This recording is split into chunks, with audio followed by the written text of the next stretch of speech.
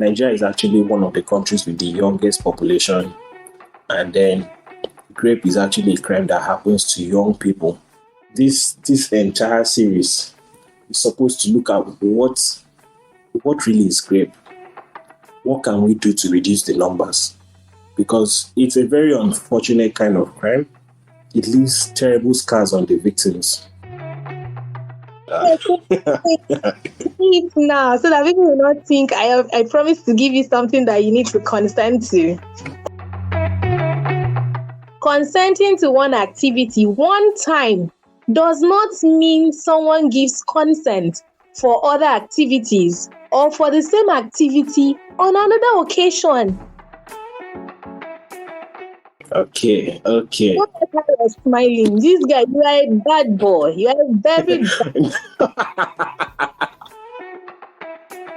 Do you think consent can be withdrawn halfway? What could cause consent to be withdrawn halfway? Is it a one-time subscription ticket when they expire for a match or show or that kind of thing?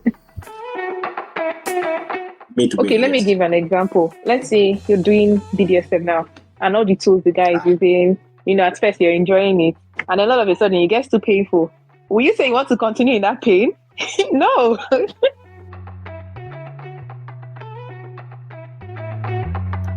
Hey. Welcome to the Triumphant Tribe podcast, a platform for inspirational and insightful conversations aimed at giving me and you positive outcomes in life. Here we talk about all things life, including finance, relationships, personal development, trending issues, and how they relate to young people. In our conversations, we share the life experiences of the host, guests, experiences of others, and even your experiences too via listener letters. You can listen to the Triumphant Tribe on Spotify. You can find the Triumphant Tribe at Titi by Wiz on TikTok, Instagram, and YouTube, where we'll be having snippets and highlights of our episodes. Feel free to leave comments on specific topics you'd like the tribe to discuss in the comment section of our social media posts. Thanks for tuning in today, and be sure to check us out every week for new episodes.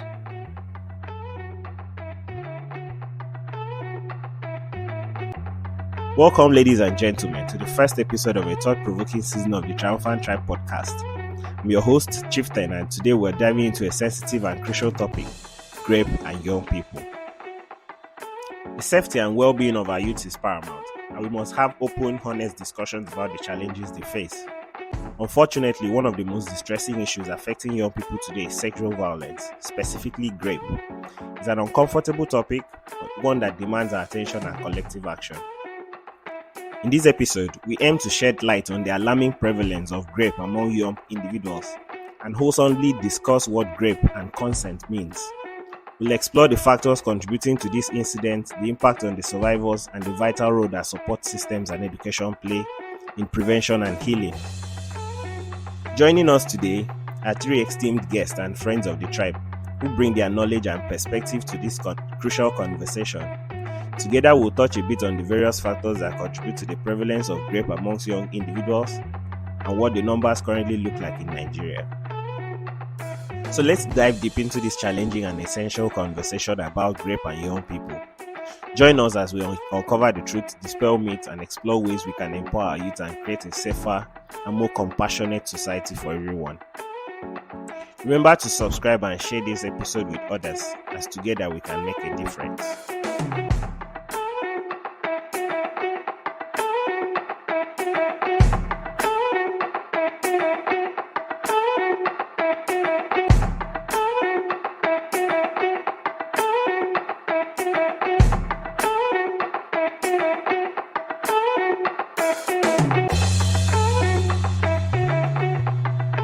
The median age in Nigeria is 18.1 years, average age is 18.6, and Nigeria really has one of the youngest populations in the world, not just in Africa.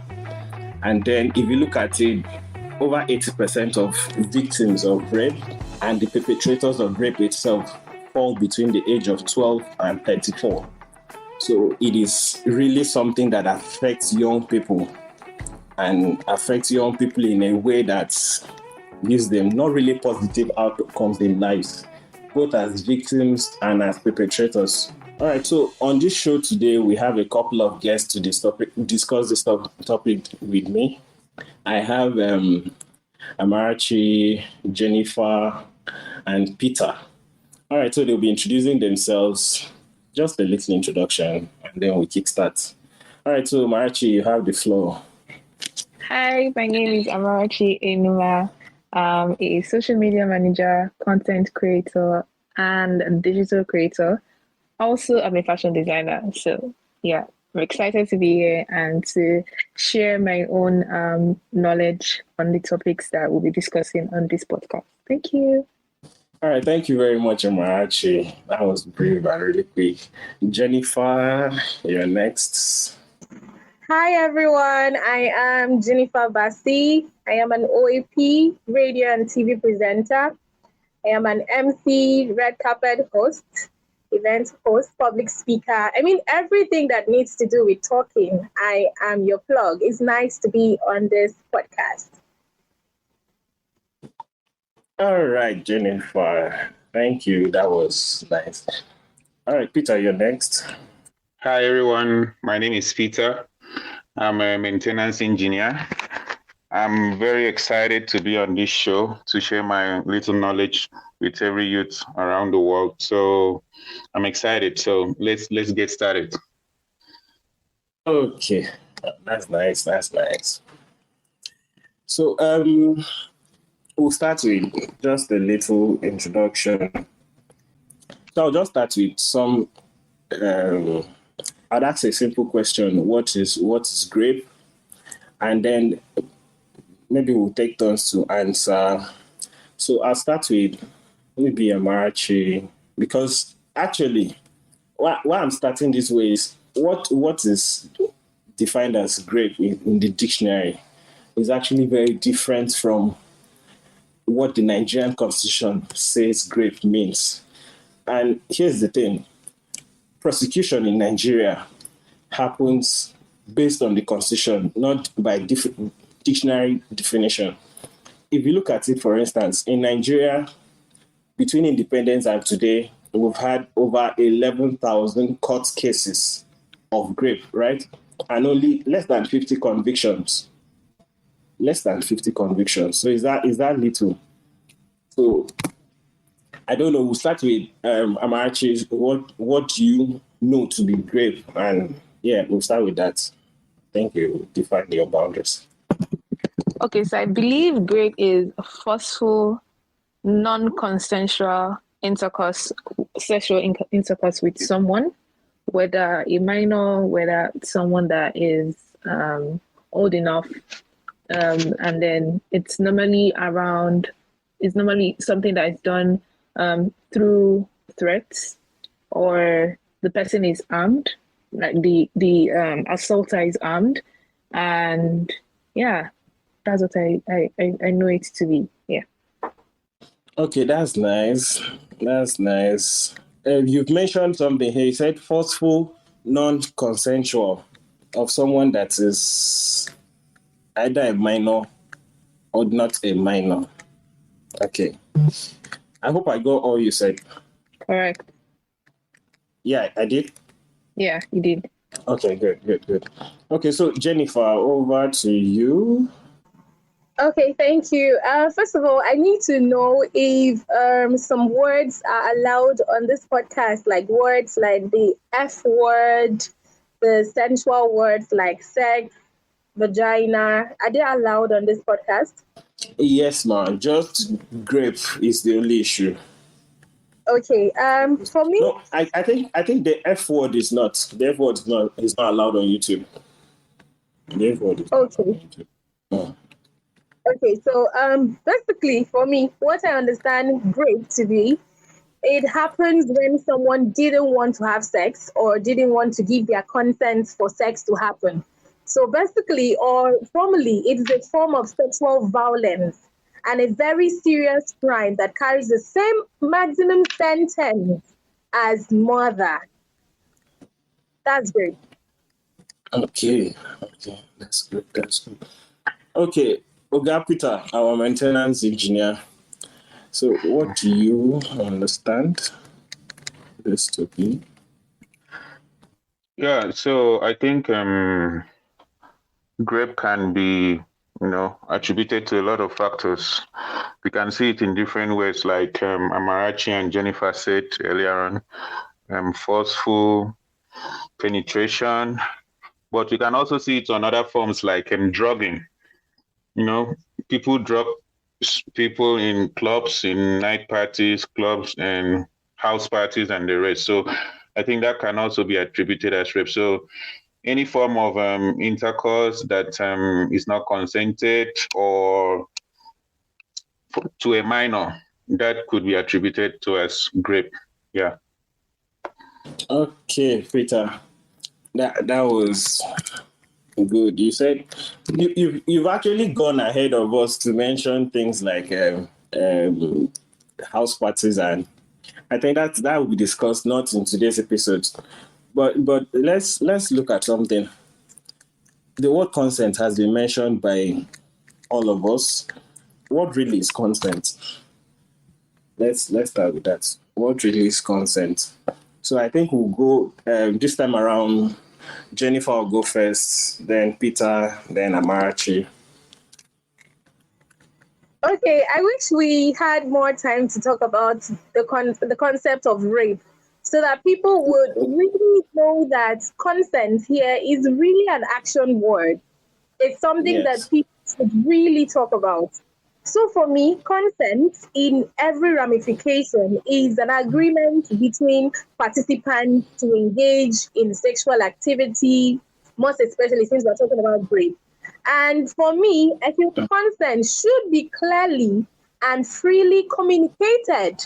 Don't tell me that, say you agreed at the beginning, you said, let's do. At every point, I feel consent should be given. A verbal and affirmative expression of consent can help both me and you understand each other and respect each other. As earlier said, I feel at every point, for example, we started by kissing, you asked me, should we? And I said, let's proceed. I feel at every point, even when you ask me to off my clothes, you should seek my consent. So in all, consent is an agreement between participants to engage in a sexual activity. Thank you. You've actually raised some serious points.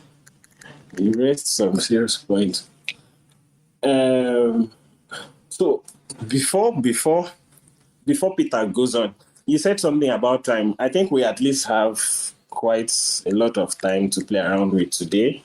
So I don't know if that's all you want to say, or there's more you'd like to say. That will still be good. Is that all you want to say? Is it about consent or about rape? Yes, about consent. Yeah, for now, I would like to give room for other people to speak. Then I'll come back when we are going to talk about when can we give consent, who should give consent. I am so ready, yes. Okay. So, Peter, you're next. What really is consent? For me, I think when the what we call green light, when the green light is totally green and plain, some sometimes the green light might be dull, the green light might be blurry, but I think for consent to really happen, it must be really clear and communicated. So for me, that's consent. You can't just show some light and then think that it's green. Yeah, that's it for me. Consent is green light, and then you're saying it must be communicated, right? Clearly. Is it communication, Yes. body language, verbal communication, or body language? Verbal and body language, all clearly. If that's not gotten, then there is no consent. Okay. I needed to clear that. All right. So, Amarachi, nice to hear. Yep. Okay, so we're talking about consent. What do you understand to be consent? What does it mean? So consent is giving permission, granting access. We can relate it to something as simple as consent form. Maybe you're applying for something and they ask you to fill a consent form that, oh, we're going to use your information for so and so. Please give your consent, and then they would list out the rules and regulations, or rather the terms and conditions, guarding that consent. And when you give your approval, it means you accept anything that comes with it, knowing both the ups and downs of you giving your consent. The same thing, it applies to GRIP. When you give your consent to a sexual intercourse with someone, it means you've allowed the person to assess you in that context. However,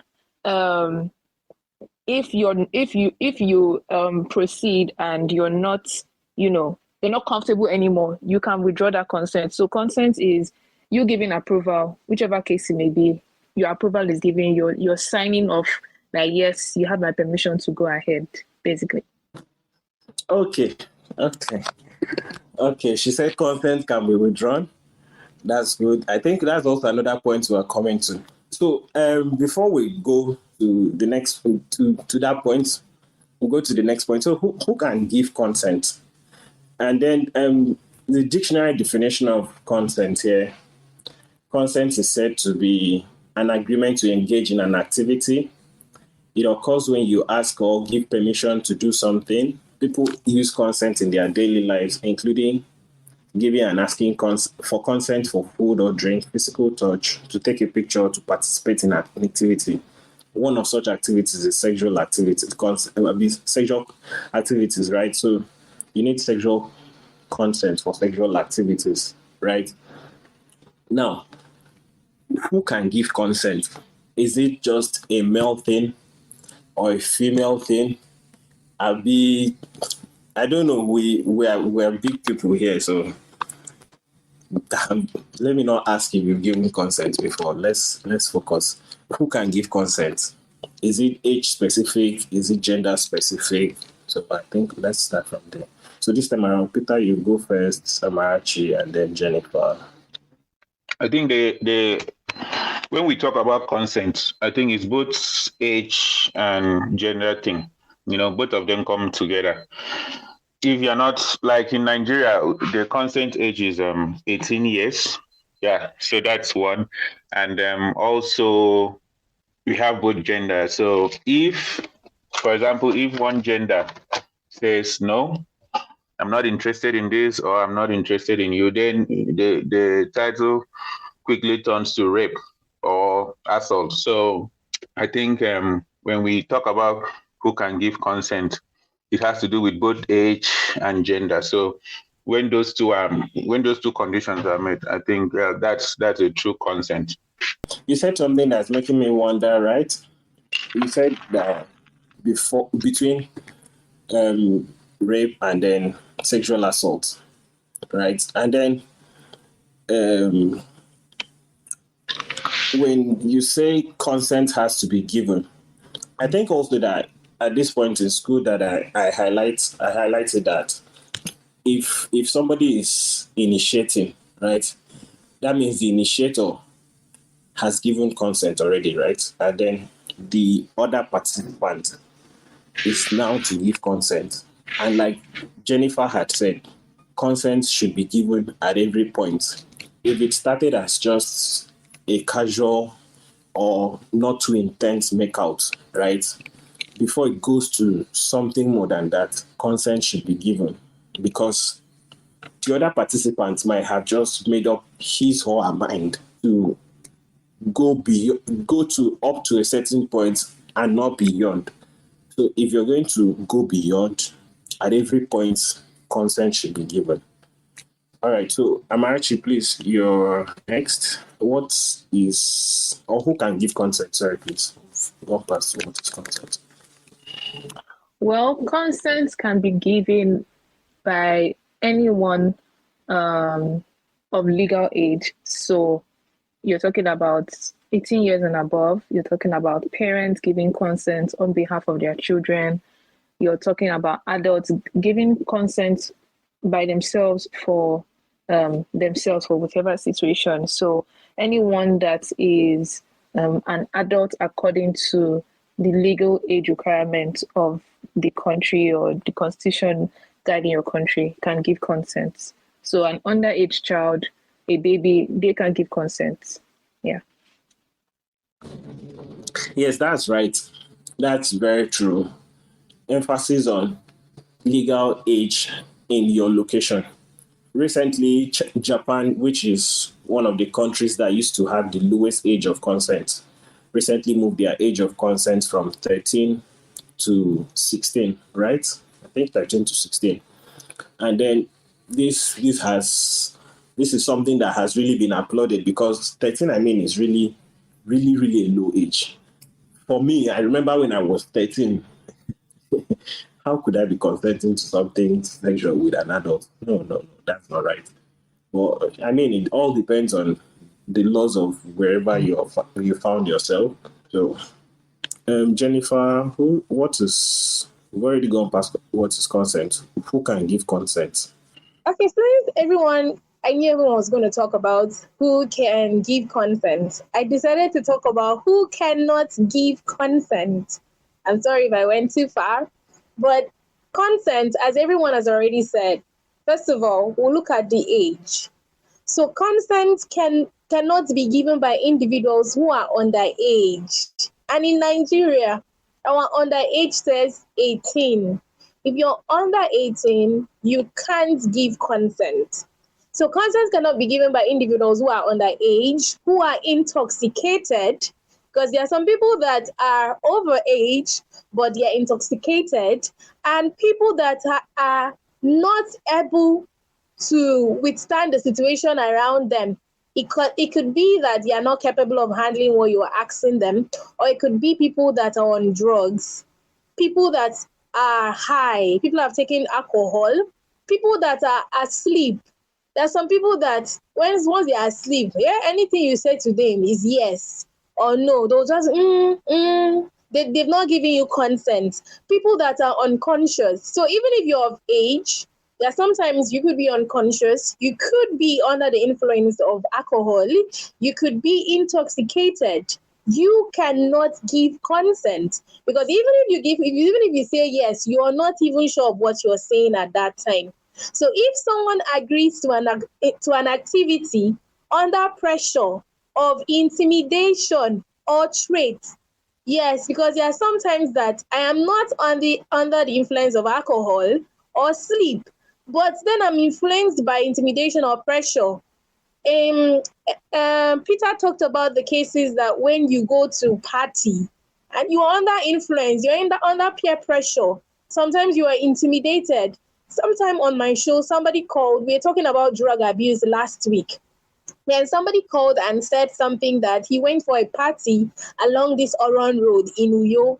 And then when they got to a particular room, they opened the room. The room, if you cannot stay in that room for 5 minutes, you'll be high. The way those guys were smoking in that room. So there are sometimes you could be intimidated because people are just doing it. We talk about orgy party because everyone is doing it in that room. You just feel intimidated. So if someone agrees to an activity under pressure of intimidation or threat, that is considered that is not even considered as consent. Because the person is saying yes under pressure. So people that cannot give consent, people under alcohol, people that are half asleep, people that are unconscious, underage people, and people that are intoxicated. Beautiful points there. Really beautiful point. Really beautiful point. You said something about the when people go for parties, when people drink, when people are high, when people are asleep. I think that's where, before I ask the next question, that's where the clause of the age of consent comes in.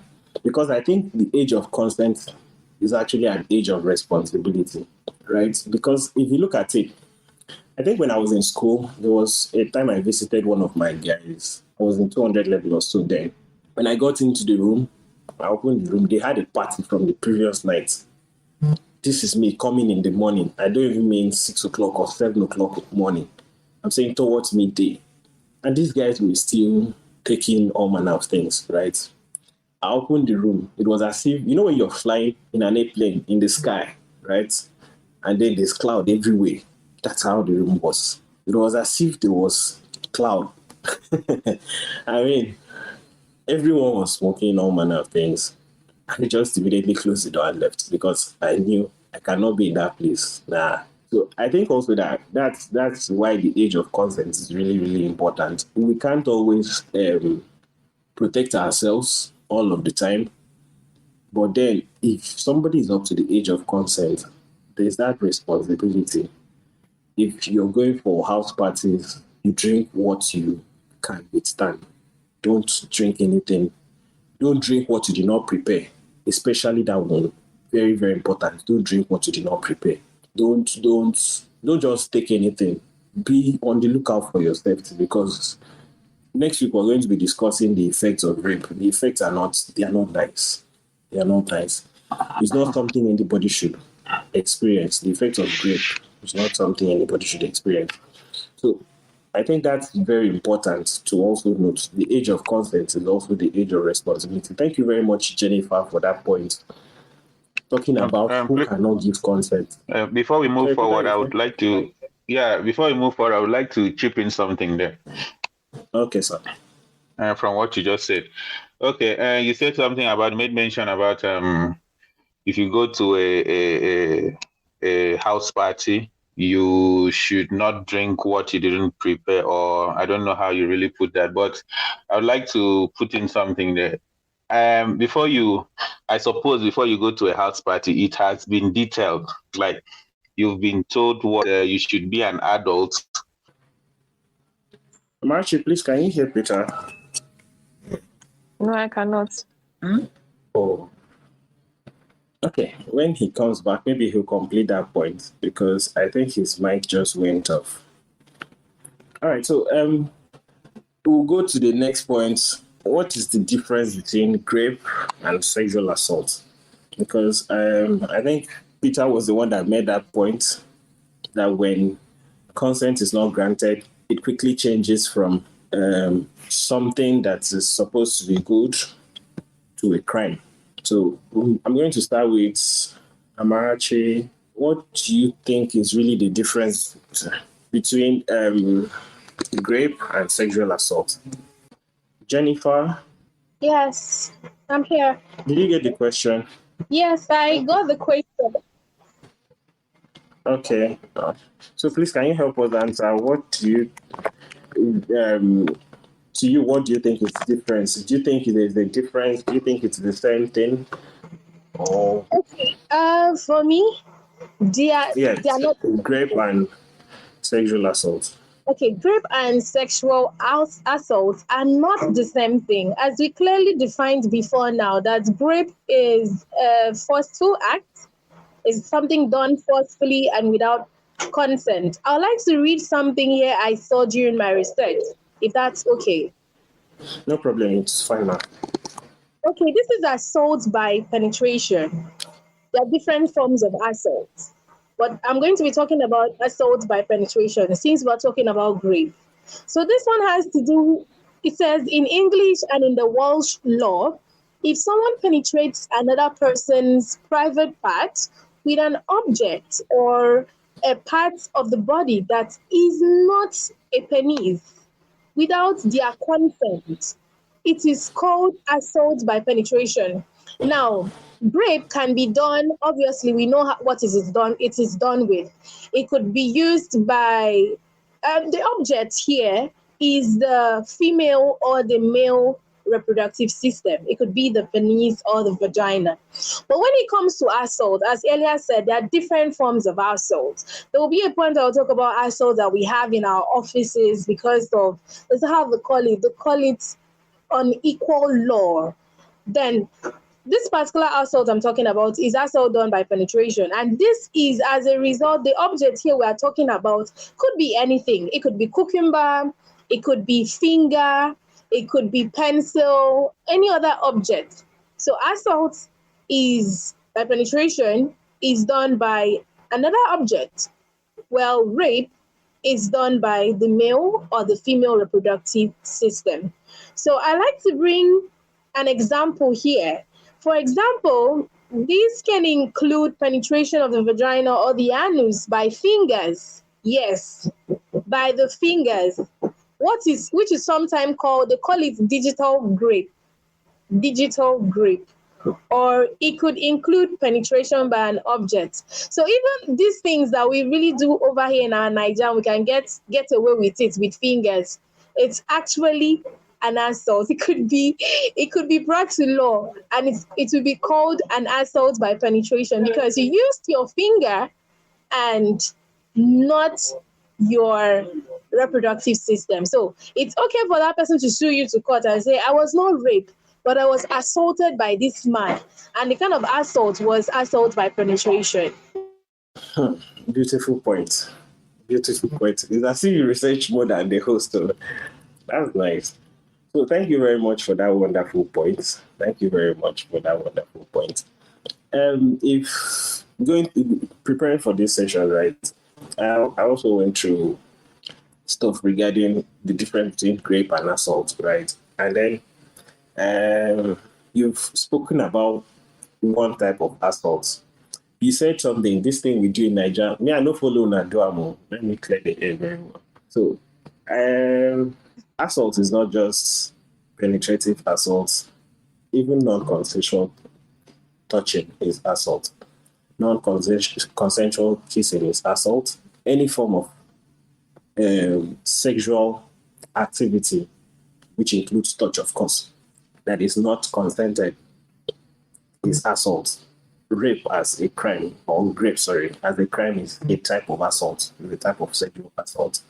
And then, now, I think this topic is really important because growing up as kids, a lot of children in homes, not just in Nigeria, across the world, are assaulted. And it is not just the females being assaulted, the males are being assaulted. Because if you look at rape as a crime, it's a crime of dominance and aggression.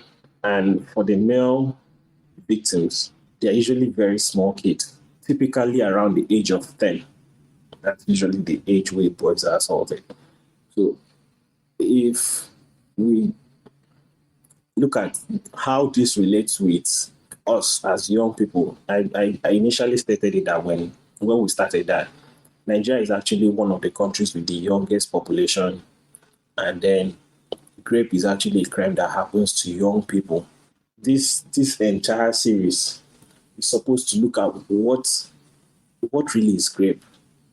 What can we do to reduce the numbers? Because it's a very unfortunate kind of crime.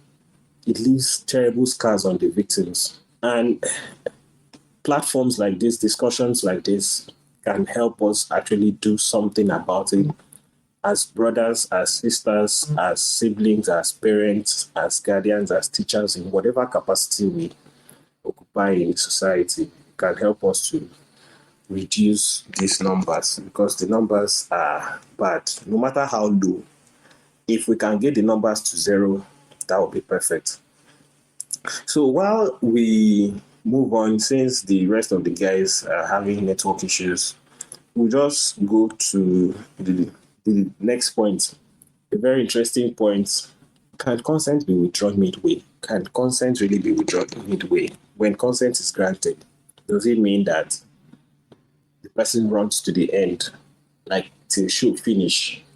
It'd be like you buy tickets to enter show. Once you buy enter, you don't enter with that. Till the next show, now then you need another ticket, right? Is it something that bounce that can enter in between, collect your ticket and say, you no get access for this show again, that kind of thing? Jennifer, I think it's just two of us here. I'm not sure Marachi is back. Okay, hey God, this is the most interesting part of this podcast. Oh my gosh. I can't wait for the time we're going to have a live audience so that they could also throw in their part. And earlier on, I said something you people do in Nigeria, and then you said you don't do that. We need to question your sexual life very soon. Very, very soon. We need to question it. No worry, Shay, you promised me that whenever I'm in town, Let's take that off, Aisha. It now, so that people will not think I promised to give you something that you need to consent to. Oh, no. Nah, I'm a pastor. Okay, so the question for the bullet points I have here, how does consent work? I have about 5 bullet points. So when you are engaging in a sexual activity, consent is about communication, just as I earlier said. And it should happen every time for every type of activity. You talked about, can consent stop halfway? And I'm still going to say, consenting to one activity one time does not mean someone gives consent for other activities or for the same activity on another occasion.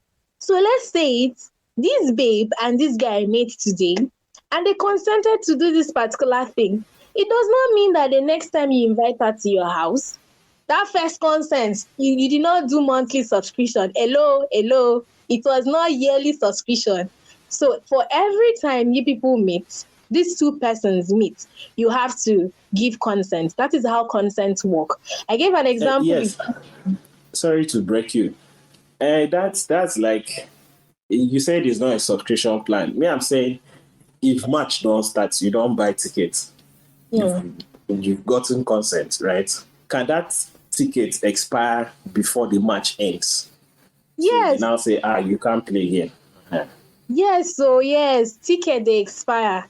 That's why I said consenting to one activity one time does not mean, okay, now let's use a scenario. This scenario is these two people met and started, the foreplay started, and then you feel like, okay, since the foreplay has started, it should take us to the goalpost.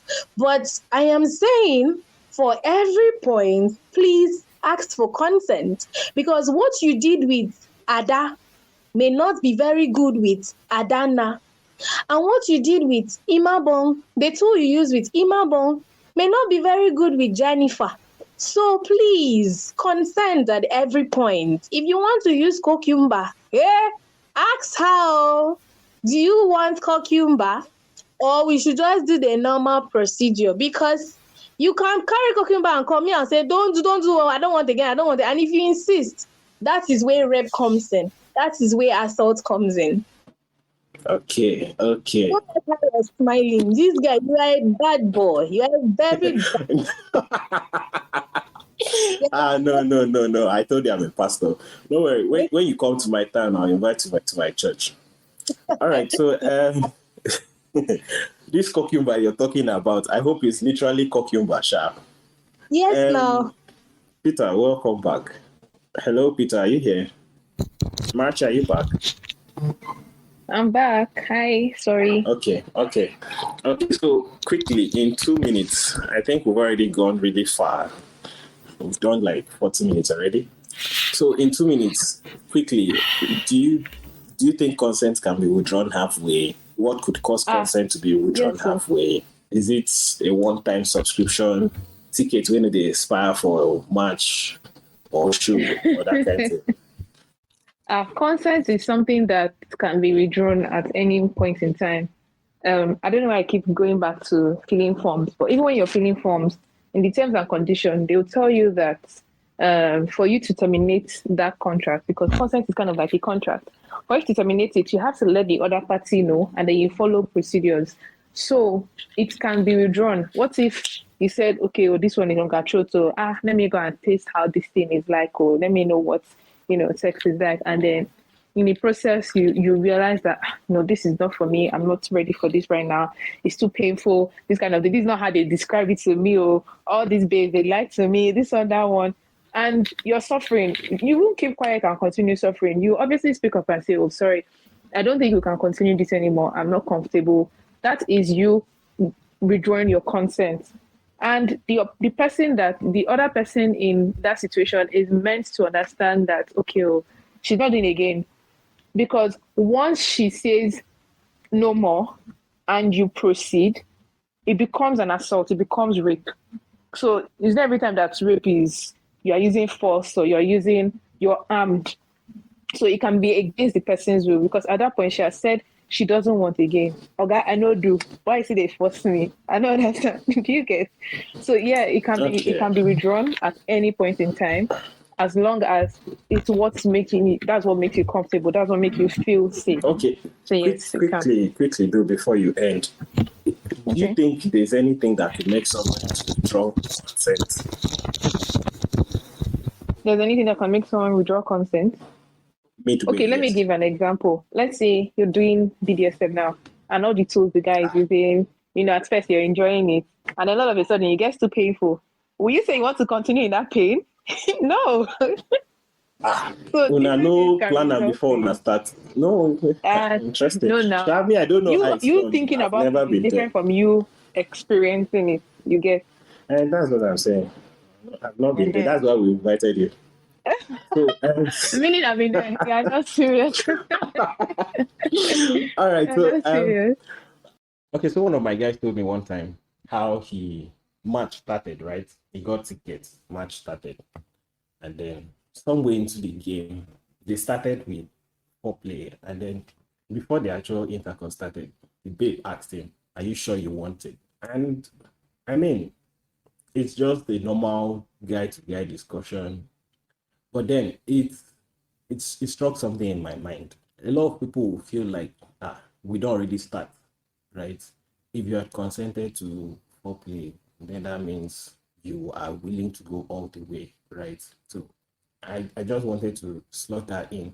And then I also think too that this is why the age of consent is very important. I said also that the age of consent, to me, I regard it as the age of responsibility. To be responsible enough to know who to give, who not to give, and when to withdraw. And then I also think too, to be responsible enough to know that who to give is really who to give. Because there's the part of some sort of sexual frustration that comes with person don't collect tickets, match don't start, then come out and for middle of show. Say, the show, the show don't end. You get that kind of thing.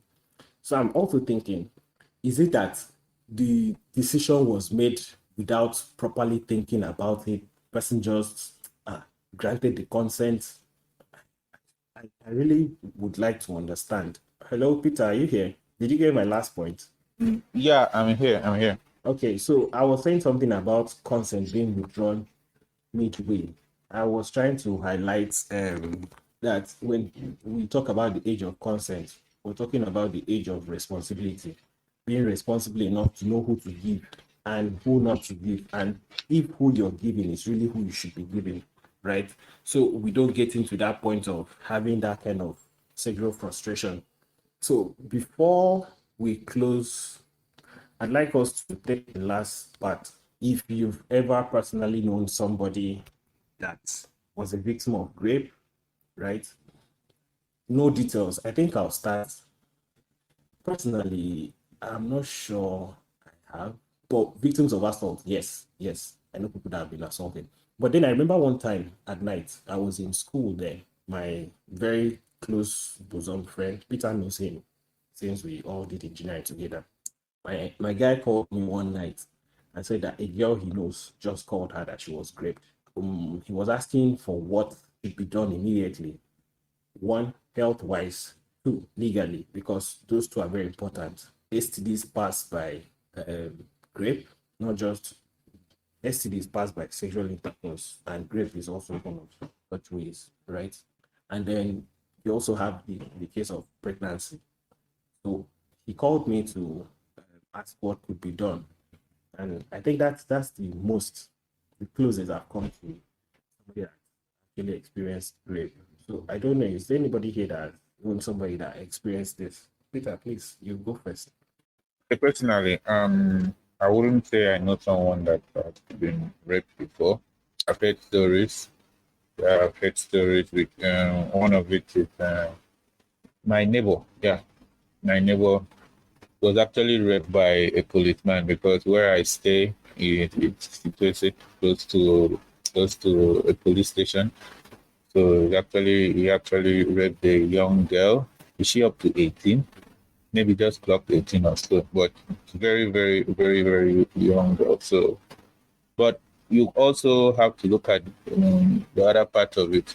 Most people, are scared of stigma, the unnecessary attention it brings to them when they report those kind of stuff. So I think, in essence, we have to encourage people, both male and female, to come out and say it with actual proof, because it's also another angle here, accusing someone of rape, and also what you're saying being valid, because most persons accuse the other person of rape, because there's a saying, they say, can you jump out of a moving train? So in in that case, I think it's somehow tricky if a train is moving already and you want to jump out. So I would want to encourage people to come out and actually prove that people rape them, and then legal action be taken, as well as the health wise. So I personally haven't known someone that has been raped, although from all the people I've known, I know that one person might have probably been raped. So, but yeah, that's it. Thank you. All right, thank you very much, Peter. Thank you very much, Peter. Amarachi, in 30 seconds, do you know anybody? Not too much details, please. And then after that, it's Jennifer, so we can round up. Hello, Amarachi. Okay, I think she is not here.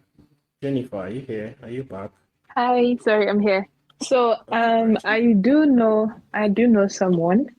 It was by her uncle, and it's funny how sometimes these rape cases, sometimes these rape cases, you hear it's a family member that assaulted the minor. And unfortunately, that was the case.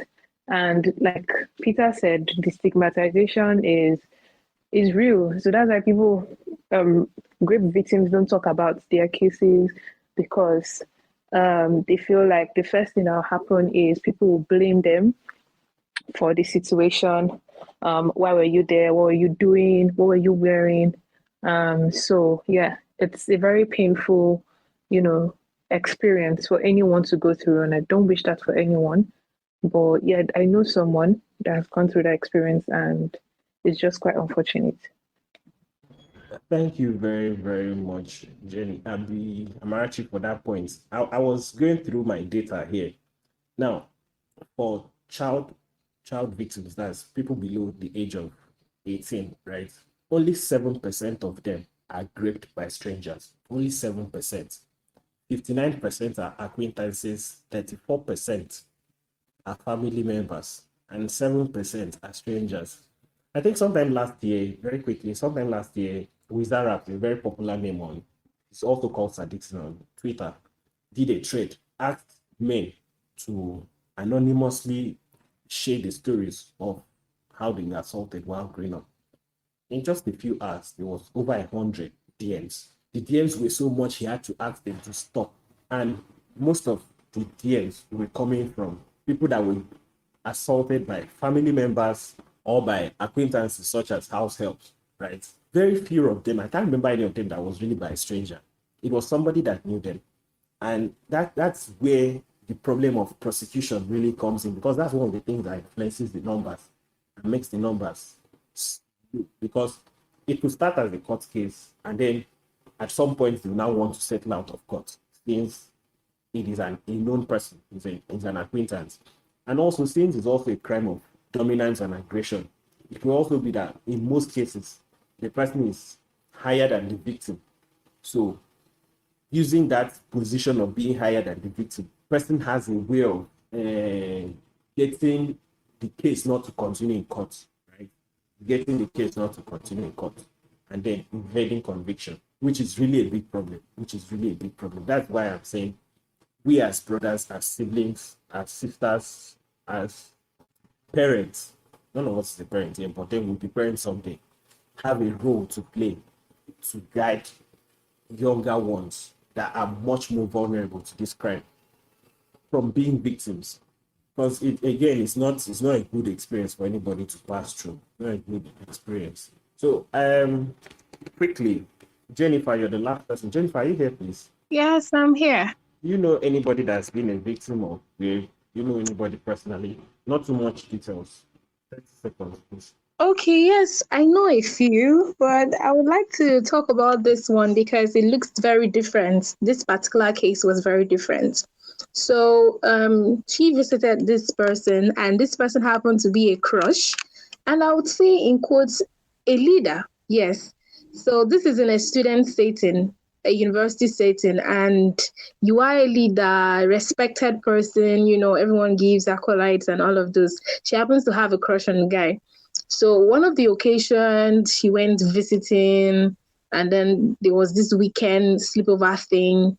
Then later on in the night, there was this action. This action came up, and her own case happened to be that she was even a virgin.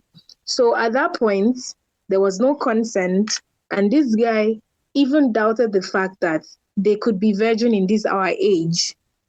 So the guy raped her and told her that if she talked about it or told anyone about it, that he was going to see her, like he was going to make sure that she was removed from school. I'm not talking about secondary school. This is tertiary institution. That means this guy has so much power in connection with whoever that he can even make any student to leave school. So she told me about it, and I wanted to carry up the case because I have some lawyer friends that were ready to actually take up the case. And then this was her excuse that no, she doesn't want to report her crush. Oh, yeah, hey. Please, I beg, how old is this girl? She should be in her early 20s. Right now, she should be about 24, 25. How old was she then? Was she up to 18? Yeah, she was. I think she should have been 22 then. I was so pissed off. I was so angry. I mean, I tried talking to her. Nothing seemed to be working. I'm like, really? Like, you still see him as your crush even after the thing happened? Even after he roughly handled you? So I think, I feel there are different faces to this. So you can imagine in her own case now, her own is that she doesn't even want to be seen as a rape victim. She rather wants to protect her perpetrator's image. That case is really shocking. Really, really shocking. Wow. So I guess we've come to the end of the podcast for today. So for next week, we'll be looking at continuing this discussion on the next episode.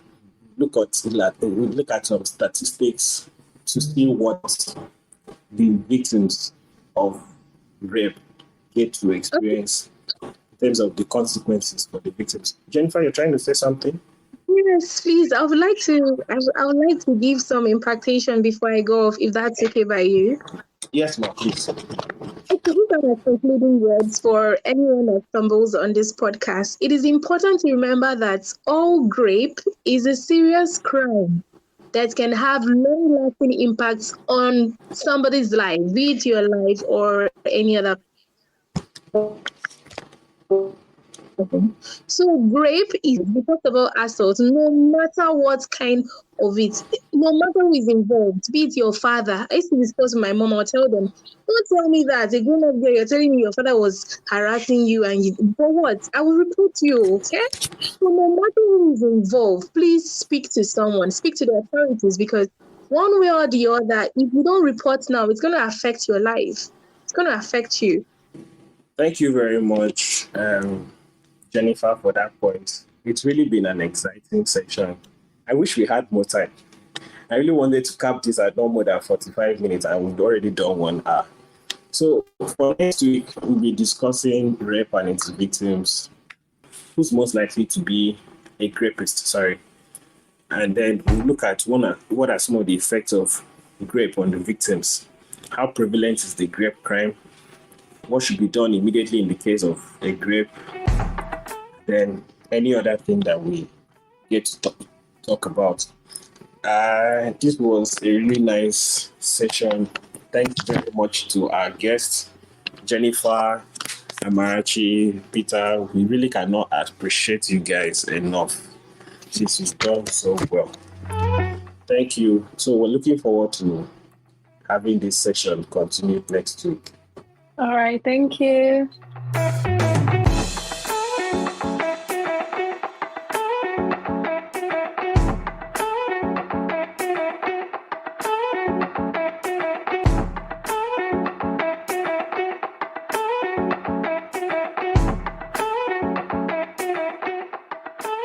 you.